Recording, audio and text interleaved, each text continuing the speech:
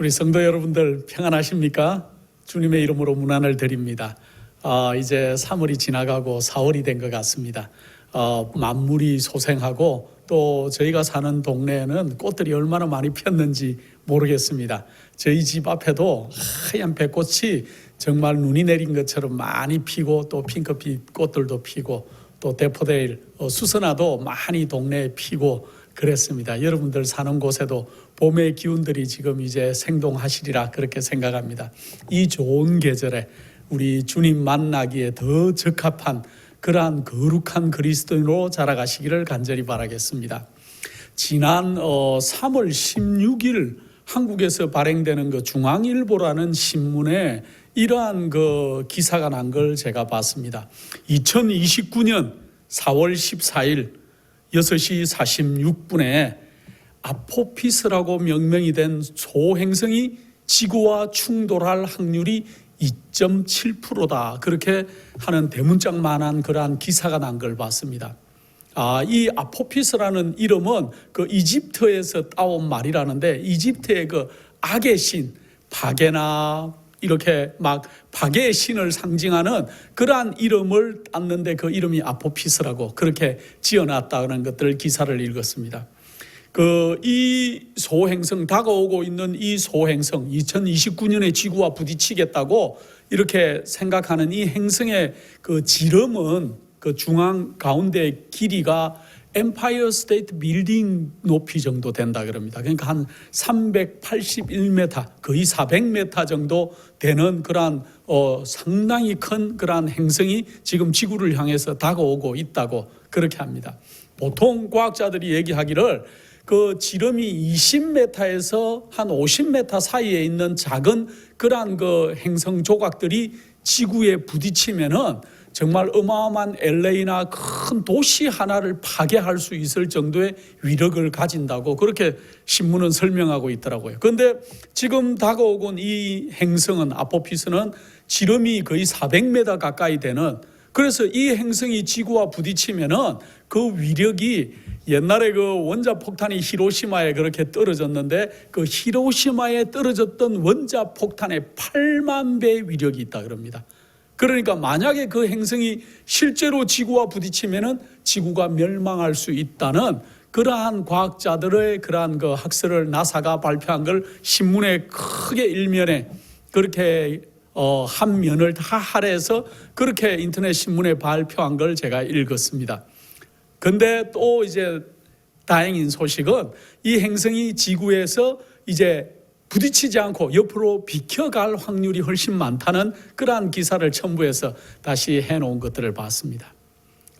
이 지구가 정말로 2029년이면 한 8년 남았죠. 소행성과 부딪혀서 정말 이 지구가 끝이 날까요?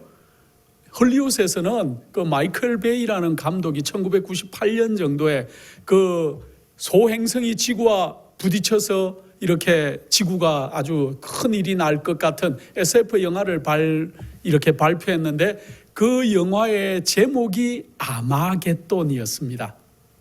아마 그런 영화를 보신 분도 계실 것이고 이렇게 얼핏 이렇게 커머셜 예고편을 보신 분도 혹시 있을지는 모르겠습니다만은 많은 사람들은 지금 지구가 어떻게 멸망할 것인가, 그래서 마지막 전쟁을 다루고 있는 이 아마겟돈에 굉장한 관심이 있는 것들을 우리는 알 수 있습니다. 그래서 성경 요한계시록 16장에 보면은 아마겟돈이라는 그러한 단어가 나오는 것들을 볼 수 있습니다. 그래서 많은 사람들은 이 지구의 마지막 이렇게 전쟁은 아마겟돈으로 끝날 것이다. 아마겟돈 전쟁, 또 지구 최후의 전쟁, 뭐 이런 굉장히 무시무시한 그러한 것들을 많이 사용을 하고 있는데 많은 그 성경학자들과 세상에 있는 사람들은 이 아마겟돈이 뭔가 상당히 궁금해서 여러 가지로 유추를 하고 있어요.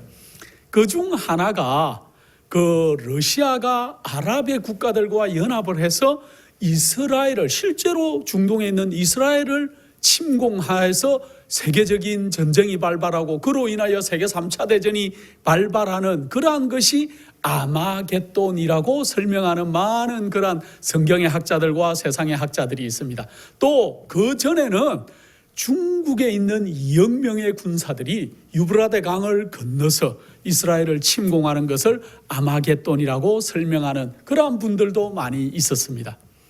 또 한 부류의 사람들은 좀 전에 제가 소개한 이렇게 아포피스라는 그 소행성이 지구에 와서 충돌할 것 같은 그러한 확률을 얘기하는데, 이 우주에 있는 소행성들이 지구에 근접해서 지구와 부딪혀서 지구가 멸망하는 것이 아마 아마겟돈일 것이다, 이렇게 설명하는 분들도 많이 있습니다. 또 어떤 분들은 지금 전 세계적으로 이 팬데믹, 이 코비드-19으로 아주 굉장한 전 세계가 어려움을 당하고 있죠.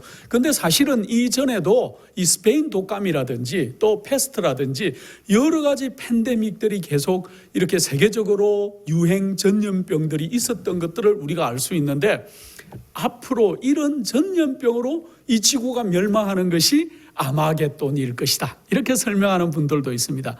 불과 지난주에 또 어떤 분이 발표한 걸 보니까 지금 그 동토의 땅들, 시베리아 저 얼음들이 녹고 있기 때문에 그 얼음 속에 있는 정말 무수한 우리가 발견하지 못했고 아직 몰랐던 균들이 되살아난다 그럽니다. 그래서 앞으로는 이 세계적인 전염병들은 지금 더 많이 우리에게 다가올 것이다. 이 모든 것들이 다 아마겟돈일 것이라고 그렇게 많은 사람들이 설명을 합니다. 그러면은 실제로 성경에는 뭐라고 아마겟돈에 대해서 얘기했는지 우리가 계시록 16장 12절로 16절에 있는 말씀을 먼저 한번 읽어보겠습니다. 또 여섯째가 그 대접을 큰 강 유브라데에 쏟음에 강물이 말라서 동방에서 오는 왕들의 길이 예비되더라. 또 내가 보매 개구리 같은 새 더러운 영이 용의 입과 짐승의 입과 거짓 선지자의 입에서 나오니 저희는 귀신의 영이라. 이적을 행하여 온 천하 임금들에게 가서 하나님 곧 전능하신 이의 큰 날의 전쟁을 위하여 그들을 모으더라. 보라, 내가 도적같이 오리니 누구든지 깨어 자기 옷을 지켜 벌거벗고 다니지 아니하며 자기의 부끄러움을 보이지 아니하는 자가 복이 있도다. 새 영이 히브리어로 아마겟돈이라 하는 곳으로 왕들을 모으더라. 이렇게 설명하고 있습니다. 그래서 여기 보면은 이 아마겟돈이라는 단어는 성경에 한 번 딱 나와요. 요한계시록 16장에 아마겟돈이라는 단어가 한 번 이렇게 등장하는데, 많은 사람들은 이 아마겟돈이 뭘까?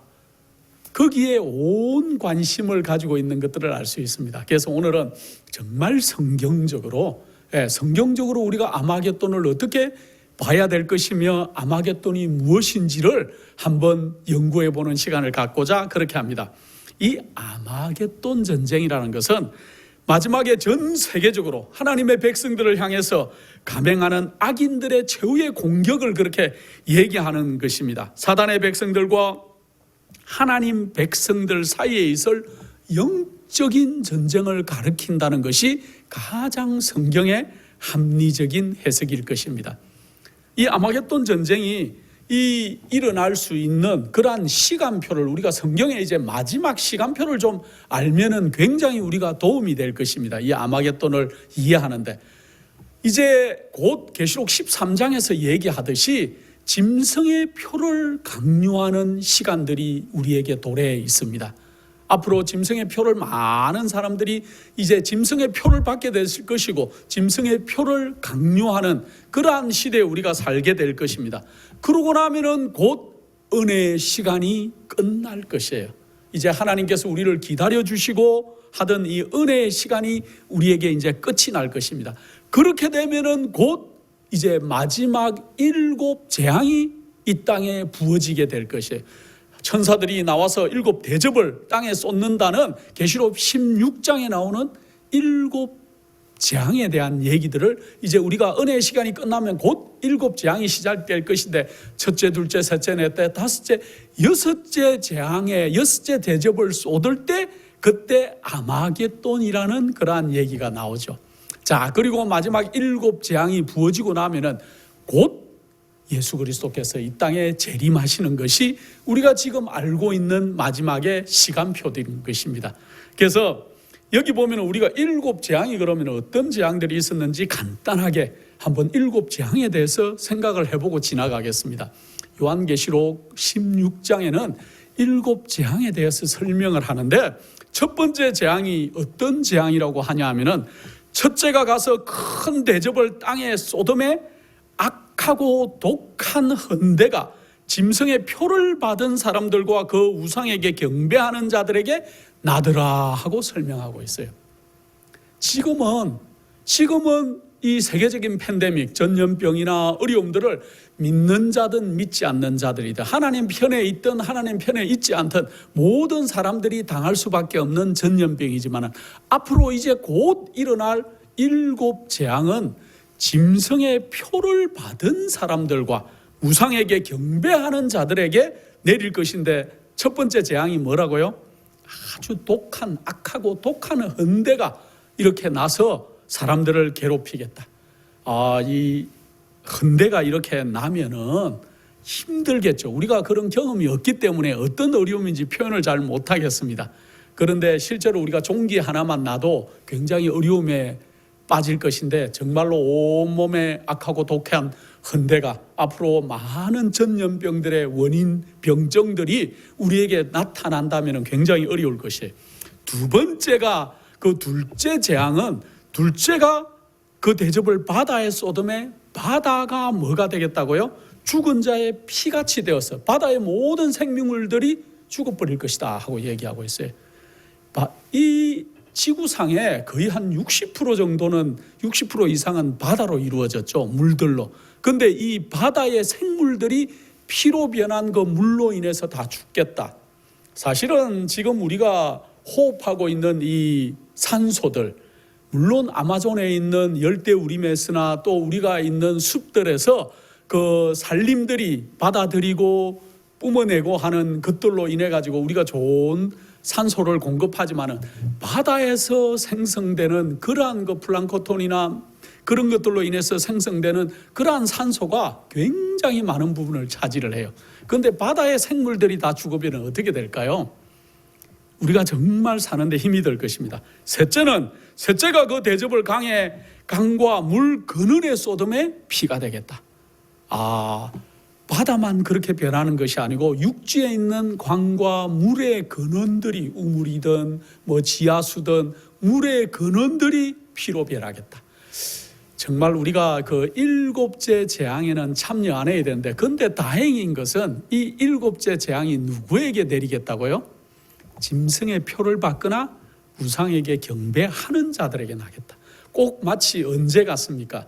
옛날 그 애굽에 있던, 이집트에 있던 이스라엘 백성들이 살던 고센 땅에는 처음에 세 재앙은 함께 내렸지만은, 그들의 눈을 들어서 하나님을 바라보니까 그 뒤에 있던 7재앙은 고센 땅에는 내리지 않았던 것들을 알 수 있어요.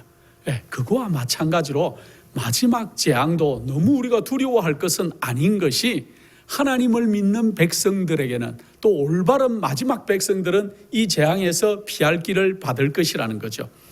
넷째가 그 대접을 해 쏟음에 해와 건설을 받아서 불로 사람들을 태우니 사람들이 크게 태워지겠다고 넷째 재앙을 얘기하고 있습니다.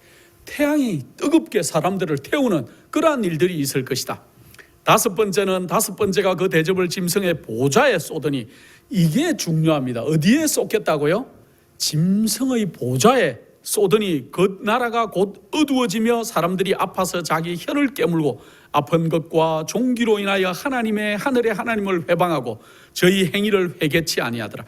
다섯 번째 재앙은 짐승의 보좌 위에 쏟아지는데, 이게 너무 아파서 자기 혀를 깨물 정도가 되는데도 뭐라고 설명하냐 하면은, 그러나 저희가 하나님을 회방하고 저희 행위를 회개치 않겠다.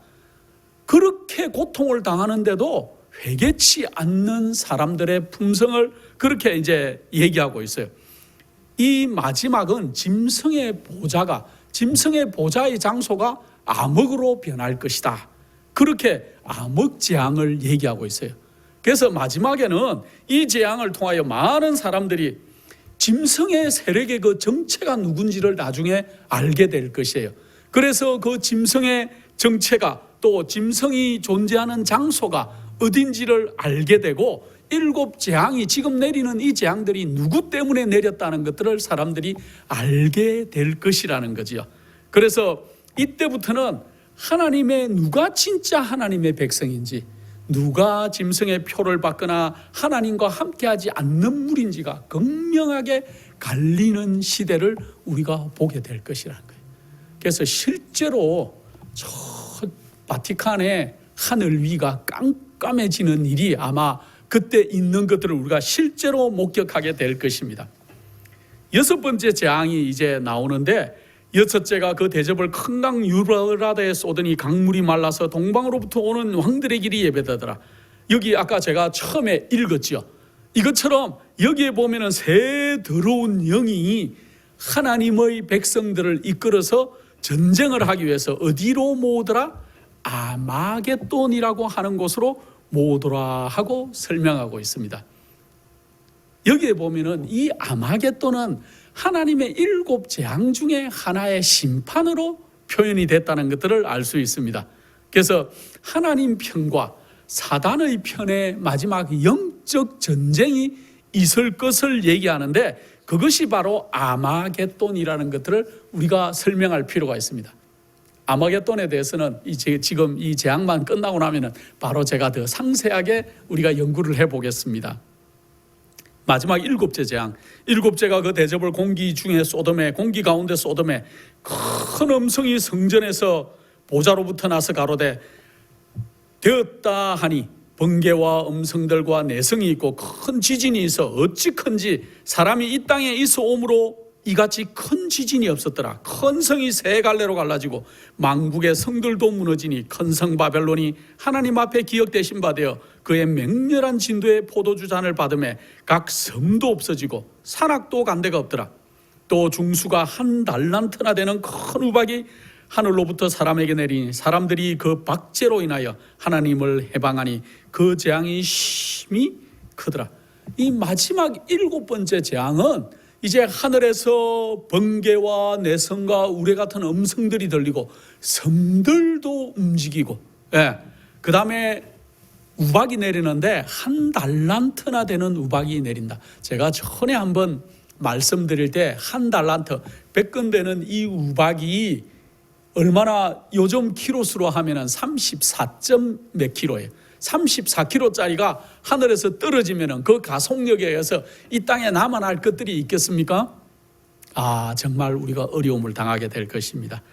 이렇게 마지막 7 재앙을 통과하는 지구는 황폐하게 될 것입니다. 물들도 또 태양으로 모든 것이 탈 것이고 또 보좌는 어두워질 것이고 또 정말로 마지막 개구리 같은 새 더러운 영이 연합해서 사람들을 어지럽힐 것이고 마지막에 번개와 우레와 지진과 또 이 우박으로 인해서 지구가 완전히 황폐해질 그 점에 마지막 7째 재앙이 내리고 난 그 바로 점에 예수 그리스도께서 동평 하늘에서 구름 타고 이 땅으로 오실 것이라는 거죠. 그래서 아마겟돈 전쟁은 정말로 마지막 이 5번째 재앙이 내리고 6번째 재앙이 시작되는 그 점에 일어나는 영적인 전쟁이라는 것들을 우리가 먼저 기억해 보실 필요가 있습니다. 이 아마겟돈 전쟁은 그럼 어디에서 일어나는가? 아마겟돈이 어딘가를 우리가 실제로 한번 연구해 볼 필요가 있습니다. 아마겟돈은, 여기 아마겟돈 전쟁은 사단의 편에서 주도하는 새 더러운 영이 이 개구리 같은 새 영이라 그랬습니다. 왜 개구리 같다 그랬을까요? 개구리 같은 새 영이 용의 입과 짐승의 입과 거짓 선지자의 입이라고 얘기하고 있어요. 여기 보면은 공이 새 개구리 같은 새 더러운 영인데 이 새 더러운 영이 용의 입, 또 짐승의 입, 또 거짓 선지자의 입에서 나오겠다. 왜 개구리 같다? 개구리의 특성이 뭘까요? 개구리는 주로 그 입으로 개굴 하기도 하지만은 입으로 사냥을 해서 이렇게 긴 혀로 사냥을 하는 특성을 우리가 잘 알고 있습니다. 여기 보면은 용의 입, 짐승의 입, 거짓 선지자의 입이라고 했는데, 이들이 입이라고 강조하는 이유는 그들의 바라는 음성과 가르침이 잘못됐다는 거예요. 그래서 잘못된 가르침으로 우리를 미혹하겠다는 거죠. 이것을 우리가 한번 명심해 볼 필요가 있습니다. 자, 그런데 계시록 16장 16절에 이 세 영이 히브리어음으로 아마겟돈이라고 하는 곳으로 왕들을 모으더라 하고 있습니다. 이 요한계시록을 쓴 요한은 이 아마겟돈이라는 이 단어를 쓰면서 히브리어음으로 아마겟돈이다 그렇게 얘기를 표현하고 있습니다. 이 얘기는 이 헬라어로 그렇게 하면은 할머기또라는 얘기예요. 할머기또, 머기또의 산이라는 표현이에요.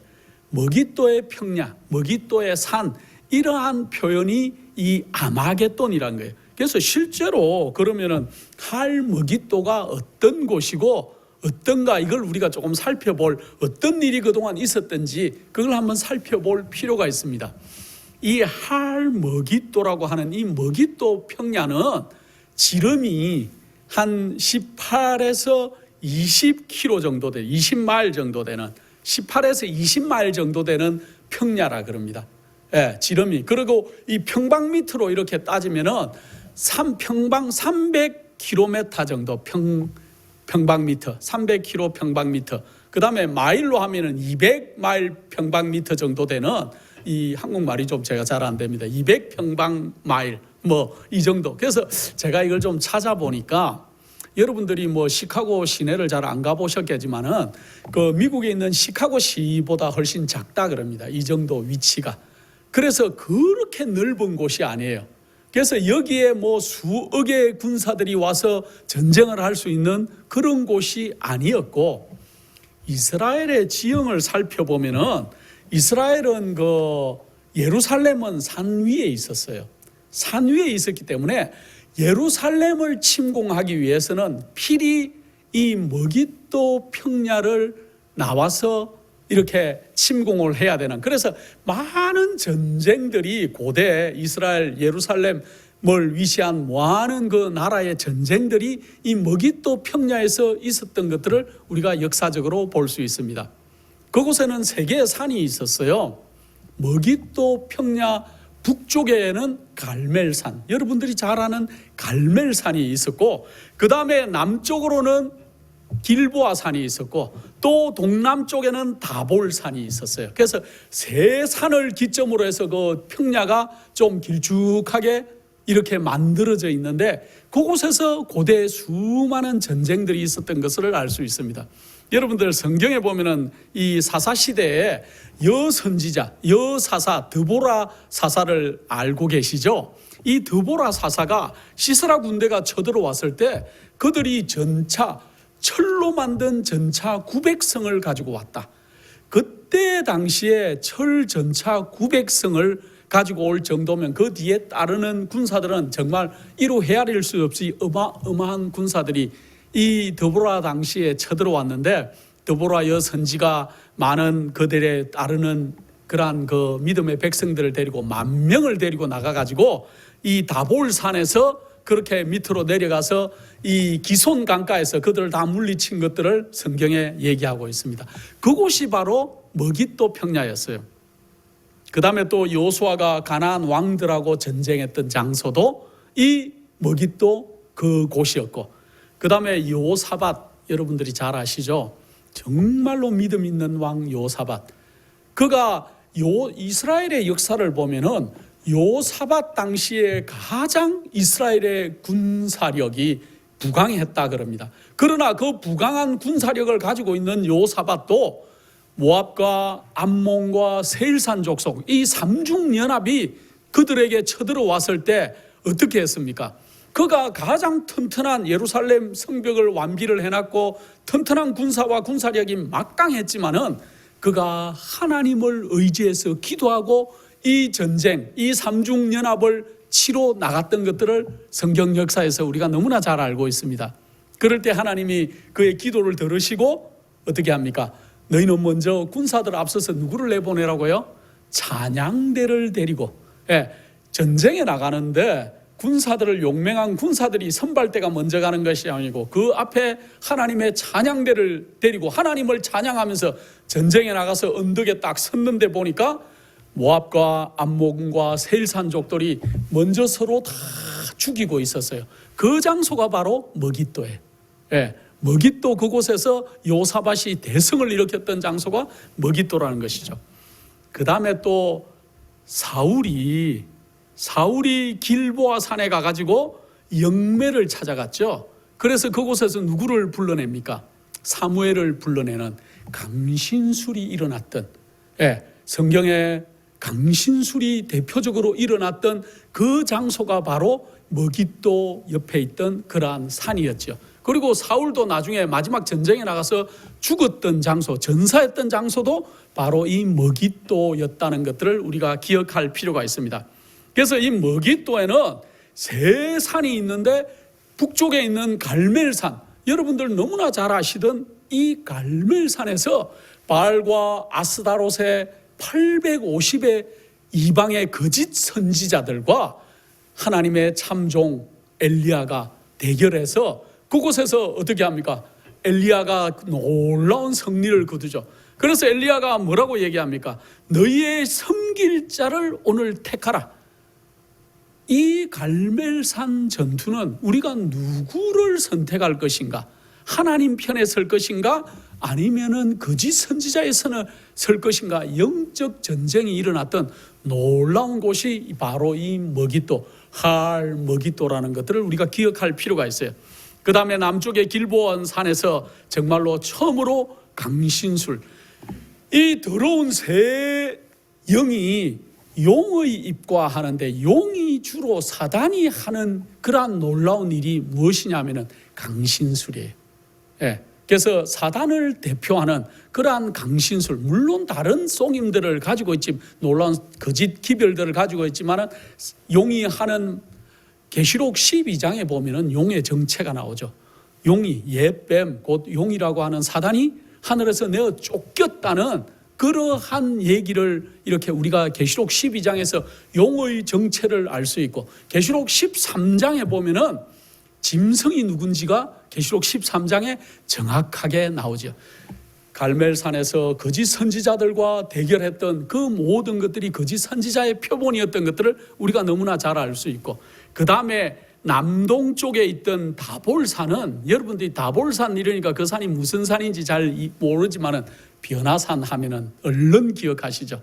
우리 예수님께서 이 하늘의 거룩한 그러한 존재들을 만났던 변화산, 그 변화산이 바로 다볼산이에요.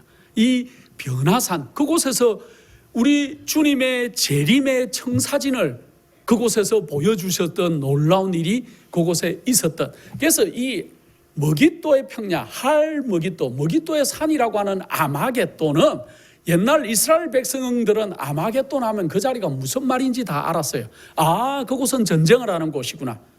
그곳에서 거짓과 참의, 또 진리와 거짓이 전쟁하던 곳이었구나 하는 것들을 누구나 이스라엘 백성들은 알아들었지요.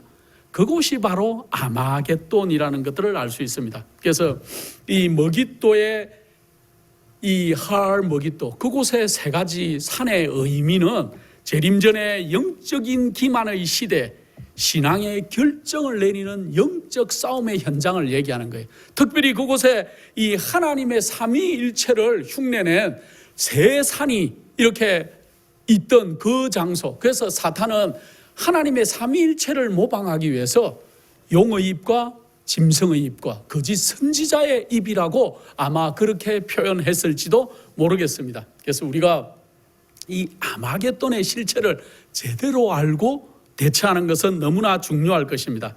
요한은 이 구약시대에 있었던 갈멜산의 투쟁을 통해서 세상 끝에 있을 아마겟돈의 얘기들을 조명하기를 원했습니다.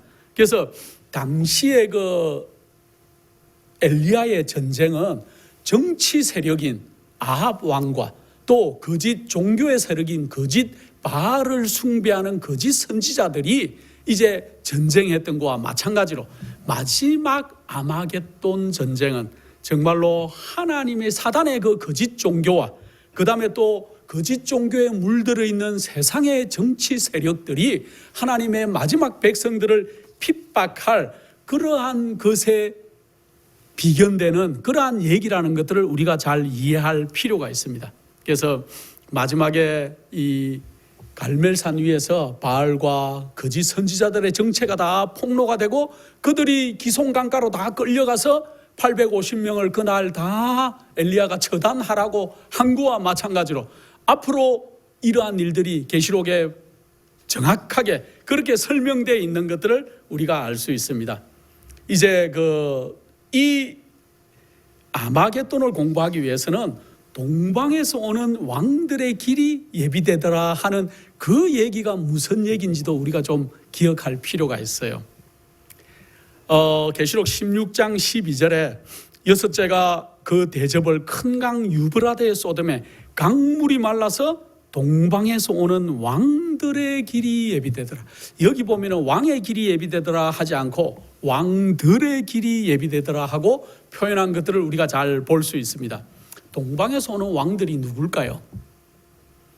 성경에는 우리 동방에서 오는 왕을 우리 예수 그리스도라는 표현이 여러 군데 성경에 나와 있습니다. 특별히 마태복음 24장 27절에 번개가 동편에서 나서 서편까지 번쩍임 같이 인자의 임함도 그러하겠다 하고 설명하고 있습니다. 또 에스겔 43장 2절에 이스라엘 하나님의 영광이 동편에서부터 오는데 하나님의 음성이 많은 물소리 같고 땅은 그 영광으로 인하여 빛이 나니 하고 설명하고 있습니다. 여기 보면은 하나님의 영광이 어디에서부터 온다고요? 동편에서부터 오겠다 하고 설명하고 있습니다. 요한계시록 7장 2절에도 또 보니 다른 천사가 살아계신 하나님의 인을 가지고 해 돋는 데로부터 올라오겠다고 얘기하고 있어요. 해 돋는 데가 어느 쪽입니까? 동쪽에서 해가 뜬다는 건 우리가 너무나 잘 알고 있는 얘기지요. 그래서 동쪽에서 오는 왕은 우리 예수 그리스도의 재림을 가리키는데 그렇다면 왜 그 재림의 재강림을 동방에서 오는 왕들이라고 복수로 그렇게 얘기를 해놨을까요? 그거는 왜냐하면은 우리 예수님께서 이 땅에 오실 때 혼자 오십니까? 아니에요. 천만 천사들과 함께 이 땅에 오시겠다고 얘기하는데 그 얘기가 요한계시록 19장에 그렇게 기록되어 있습니다. 계시록 19장 14절입니다. 하늘에 있는 군대들이 희고 깨끗한 세마포를 입고 백마를 타고 그를 따르더라. 계시록 19장에 나오는 그 새들의 잔치 앞에 백마를 타고 오는 그러한 모습, 이 하늘의 천사들의 모습들을 얘기하고 있어요. 그 옷과 그 다리에 이름 쓴 것이 있으니 만왕의 왕이요 만주의 주라 하였더라. 계시록 19장 16절에 있는 말입니다. 그래서 예수님께서 이 땅에 오실 때 물론 하늘이 잠시 그때 비어지고 우리 예수 그리스도께서만 오실 뿐만 아니고 아버지 하나님과 성령 하나님 또 천만 천사들이 하늘을 다 비우고 하늘이 잠시 동안 고요하더라 하는 표현처럼 이제 다 이 땅으로 내려오실 것이기 때문에 동방에서 오는 왕들의 길을 예비하더라 하고 얘기하고 있습니다. 그러면서 이 요한계시록 19장 20절 21절에는 짐승이 잡히고 그 앞에서 이적을 행하던 거짓 선지자들도 함께 잡혔으니 이는 짐승의 표를 받고 그 우상에게 경배하는 자들을 이적으로 미혹하던 자라. 이 둘이 산채로 유황불에 붙는 못에 던지우고 그 나머지는 말 탄 자의 입에서 나오는 겁의 죽음에 모든 새가 그 고기로 배불리우더라 하는 그러한 얘기를 이렇게 하고 있습니다. 아마겟돈 전쟁은 그들의 전쟁을 일으켰던 그러한 그 전쟁의 이 전범들이 잡혀서 심판받는 광경을 이렇게 19장에 그렇게 얘기하고 있어요. 자, 그런데 우리가 이 동방에서 오는 왕들이다 하는 얘기를 이 성경 요한계시록은 대부분 많은 부분을 구약에 있던 사건들을 차용해서 표현해 놓은 것들을 우리가 기억하실 필요가 있습니다. 그래서 성경 다니엘서 5장에 보면은 동방에서 어떤 왕이 와서 그 바벨론을 멸망시키는 얘기가 있는 것들을 여러분들이 잘 아시죠? 특별히 누구 얘기요? 고레스라고 하는 왕이 메데 페르시아의 이 메데와 페르시아의 연합국이었는데 그 페르시아의 왕이었던 고레스가 이 특별히 이 튼튼하게 지은 바벨론이 정말 난공불락, 용공이 아니라 난공불락의 성이었어요. 그 성 높이가 얼마나 높았는지 인간의 힘으로는 그 성을 넘을 수가 없었고, 또 그 성은 60진법으로 만들어진 성이었기 때문에 그 성루의 그러한 그 성의 두께가 너무 커서 그 두 곳을 마차가 이렇게 왕복으로 운행할 정도의 두께를 가진 성이었고, 그 성 밖에는 해자를 둘러서 이렇게 그 물을 건너지 않으면은 정말 넘어올 수가 없는 그러한 성이었고, 또 그 외성을 넘고 나면은 배를 필드라고 해가지고 넓은 땅이 있어서 그곳에서 또 군사들과 전쟁을 치러야 또 내성을 넘을 수 있는, 정말로 인간의 힘으로는 넘을 수 없는 그러한 난공불락의 요새였습니다. 그리고 그 성은 굉장히 고대 너무 넓게 지었지만은 그 성 안에는 20년 동안 먹을 양식이 비축되어 있다 그랬습니다. 그래서 20년 동안 양식 걱정 안 해도 될 성이었고, 그리고 유브라데 강이 그 성의 중간을 흘러내렸기 때문에 물 걱정도 하지 않아도 되고, 도저히 그 성은 넘어갈 수가 없는 그러한 성이었다는 것들을 우리가 다니엘서에 연구하다 보면 잘 알 수가 있는데, 자, 그런데 이 고레스가 이렇게 난공불락의 바벨론 성을 무너뜨린 사건을 우리는 다니엘서 5장에서 보고 있습니다. 어떻게 무너뜨렸습니까? 유브라데 강의 강물을 빼돌렸어요. 저 위에 옛날 전성에 의하면은 이 바벨론 전에 굉장히 유명한 여왕이 있었는데, 그 여왕이 뱃놀이 하는 걸 좋아했다 그럽니다.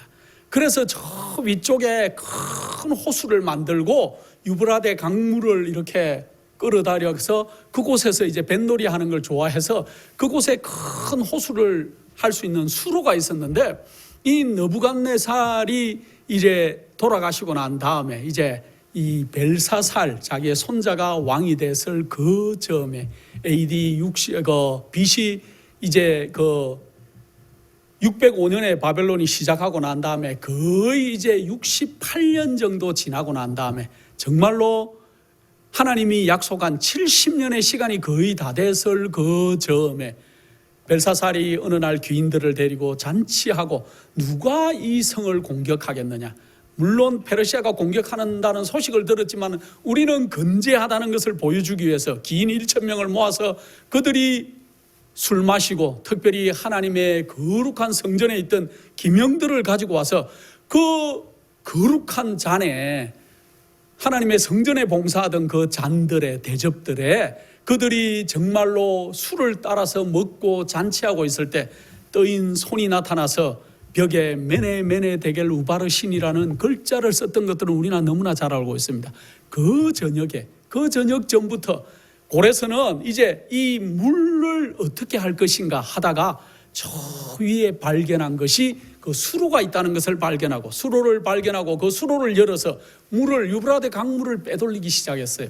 그래서 점점 유브라데 강물의 수위가 낮아지고, 그날 밤 하나님이 달아보니까 부족하더라 하는 선고를 하신 그날 밤에 고레스 왕이 그 군사들과 함께 수로를 통해서 바벨론을 입성해서 접수하는 그러한 일들을 우리는 다니엘에서 다 봤습니다. 그래서 하나님께서는 이 일이 있기 100년 전에, 고레스가 이렇게 바벨론 제국을 무너뜨리기 100년 전에 성경에 뭐라고 기록해놨냐 하면은 이사야 선지자를 통해서 이사야 44장 27절에 이렇게 기록해놨습니다. 깊음에 대하여 이르기를 마르라.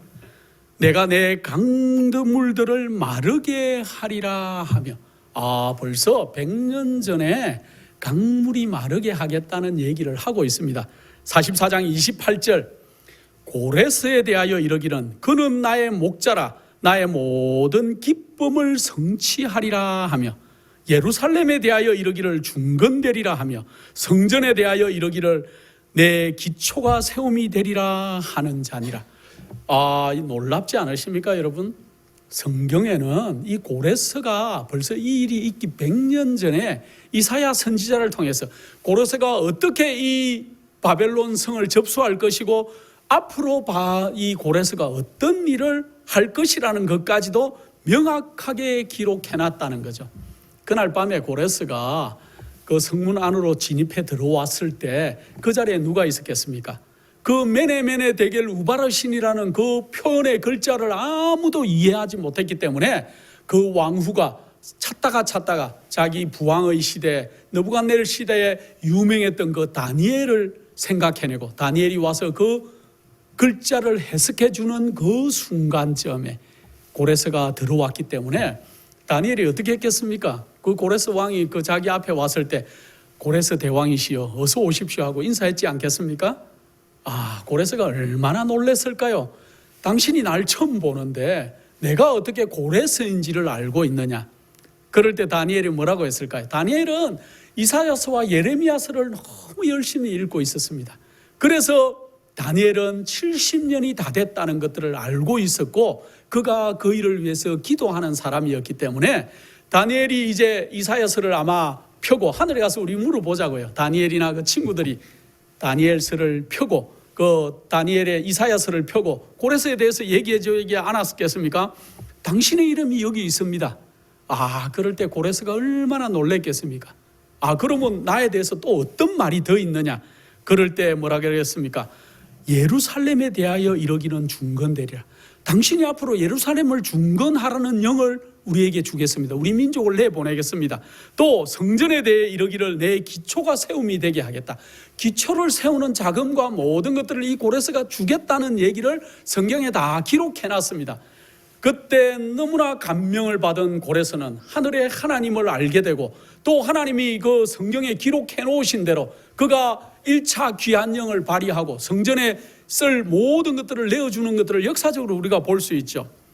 이사야 45장 1절에 이렇게 또 기록하고 있습니다. 나 여호와는 나의 기름 받은 고레스의 오른손을 잡고 열국으로 그 앞에 항복하게 하며 멸망의 허리를 풀며 하고 쭉 기록하고 있어요. 고레스가 얼마나 감동을 받았을까요? 자기 이름이 계속 나와요, 성경에. 근데 더 결정적인 사실, 이사야 45장 4절에 내가 나의 종 야곱, 나의 택한 이스라엘을 위하여 너를 지명하여 불렀나니 너는 나를 알지 못하였을지라도 나는 내게 칭호를 주었노라. 여기 참 중요한 얘기가 나와요. 고레스 너는 나를 알지 못하지만은 내가 무엇 때문에 늘 이렇게 기록해놓고 했다고요?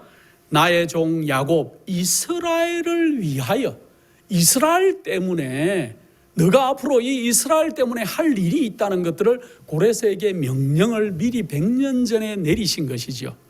그 얘기가 바로 동방에서 오는 왕들이 길을 예비하더라. 요한은 이 사건을, 이 고레스의 사건을 그렇게 마지막 우리 예수 그리스도의 재림에 그렇게 얘기하면서 여기 보면은 여러 가지가 나와요. 동쪽 방향에서 오겠다.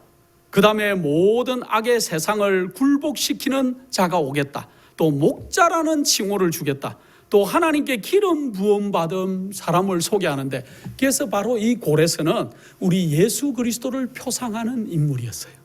그래서 우리 예수 그리스도께서 정말로 옛날 애굽의 그 바로가 정말로 쫓아올 때 앞에 홍해를 맞이한 이스라엘 백성들이 암담한 그 시절에 하나님께서, 여호와 하나님께서 홍해를 가르시고 모든 이스라엘 백성들을 구원하셨던 것과 마찬가지로 마지막 때 이 더러운 세영, 용과 짐승과 거짓 선지자의 거짓 가르침이 난무하고 짐승의 표를 강요하고 우상에게 경배하라고 하는 이 마지막 시대, 하느님께서 마지막 하늘을 여시고 이제는 홍해를 여신 것이 아니고 하늘을 여시고 마지막에 이 땅의 동방의 왕들로서, 이 동쪽에서 오는 왕들로서 이곳에 오겠다는 것을 우리에게 얘기하고 있는 것입니다. 그래서 여러분들, 세상에 많은 사람들이 아마겟돈이 뭘까? 행성이 부딪혀서 정말로 아포피스라고 하는 그 악의 신이라고 명명된 그러한 행성이 지구와 부딪혀서 이렇게 멸망하는 것일까? 또 이스라엘을 침공하는 러시아나 중공의 그러한 대군이 유브라데 강을 건너는 것일까? 또 전염병으로 또 지금 동토들이 녹아서 많은 바이러스들이 우리에게 지금 이제 새롭게, 이 코로나 바이러스는 이렇게 배가 되지 않을 많은 많은 그러한 이 바이러스들이 앞으로 우리에게 올 것인데, 그러한 것으로 인류가 멸망하는 것이 아마겟돈일까 할 때 그것이 아니고 용과 짐승과 거짓 선지자의 잘못된 가르침으로부터 하나님의 올바른 진리를 고수하고 대항하는 것이 마지막 그 전쟁이 아마겟돈이라는 것들을, 영적 전쟁이라는 것들을 기억하실 필요가 있습니다.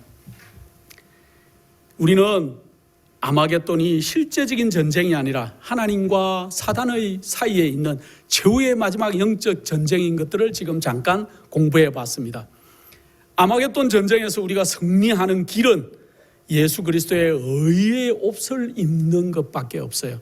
우리가 마지막 거룩한 성품, 정말 변하지 않는 진리를 고수하는 그 성품을 가지고 있는 것만이 마지막 아마겟돈 전쟁에서 승리하는 길이에요.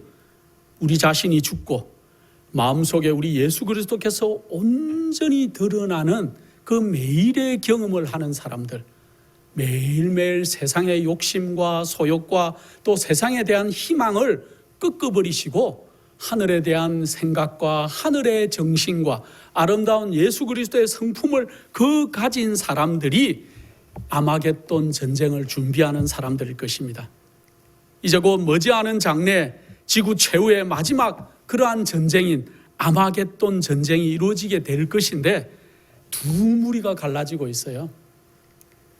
하나님을 기다리는 백성들과 또 짐승의 이렇게 우상을 받고 짐승의 표를 받고 우상을 섬기는 자들이 이렇게 마지막에 설 것인데, 우리가 지금 두려워해야 될 것은 과연 나는 그 날에 어디에 설 것인가 하는 것입니다. 마지막 하나님 편에 서시는 그러한 자리에 우리가 있기를 간절히 기도해야 될 것입니다. 예수 그리스도의 의의 갑옷을 입고 죄를 승리하고 매일 죄를 죽이고 죄를 승리하는 경험을 하시다가 정말 마지막에 우리 주님 오시는 그날, 이제 곧 닥칠 마지막 우리 주님의 재림에 그날에 설 수 있는 거룩한 백성으로 자라가시기를 우리 주님의 이름으로 축원드립니다. 기도하겠습니다. 거룩하신 아버지 하나님, 우리 주님의 마지막 오시는 발자국 소리가 심히 크게 들리는 이때, 마지막 더러운 개구리 같은 새 더러운 영의 거짓 가르침에서 우리를 보호해 주시옵소서. 우리가 주만 바라보기를 원하옵니다. 아버지 하나님, 그날 우리가 어디에 서 있는지를 발견할 수 있도록 하시고 우리가 주님의 편에 설 수 있는 거룩한 백성이 될 수 있도록 저희를 성령으로 인치시고 또 우리를 붙들어 주시고 인도하여 주시옵소서. 주님, 저희가 거룩하기를 원하오니 저희를 거룩한 백성으로 삼아주시고 주를 맡기 원하오니 아버지 하나님, 저희를 아버지 하나님을 넉넉히 만날 수 있는 거룩한 백성이 될 수 있도록 저희를 도와주시고 인쳐 주시옵기를 사랑이 극진하신 예수 그리스도 이름으로 기도드립니다.